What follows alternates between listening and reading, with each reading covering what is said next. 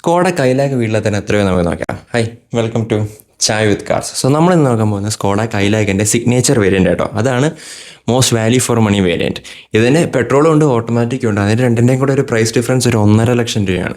ഇതിൻ്റെ മാനുവലിൻ്റെ വില വരുന്നത് 11.25 ലക്ഷം രൂപ ഓൺ റോഡും, അതേസമയം ഓട്ടോമാറ്റിക് ആണെങ്കിൽ 12,65,000 രൂപയുടെ അടുത്താണ് കോട്ടയത്ത് ഓൺ റോഡ് വില വരുന്നത്.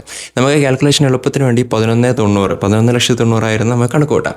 നമ്മളിവിടെ കാൽക്കുലേറ്റ് ചെയ്യുന്ന രീതി 30% ഡൗൺ പേയ്മെൻറ്റ്, 5 ഇയർ 8.5% ഇൻട്രസ്റ്റ്, അങ്ങനെ കേട്ടോ. അങ്ങനെയാണെന്നുണ്ടെങ്കിൽ ഡൗൺ പേയ്മെൻ്റ് ആയിട്ട് മാത്രം കൊടുക്കേണ്ടി വരിക 3,60,000 രൂപയുടെ അടുത്താണ്. അത് 8.5% ഇൻട്രസ്റ്റിൽ 5 ഇയറിലോട്ട് നമ്മൾ നോക്കുവാണെങ്കിൽ 17,050 രൂപയുടെ അടുത്താണ് മന്ത്ലി EMI വരിക. അതേസമയം 7 ഇയറിലോട്ട് നമ്മൾ നോക്കുവാണെങ്കിൽ 13,200 രൂപയുടെ അടുത്താണ് മന്ത്ലി EMI വരിക. ഇതെങ്ങനെയുണ്ട്? ഈ ഒരു വിലയ്ക്ക് വെർത്താണോ?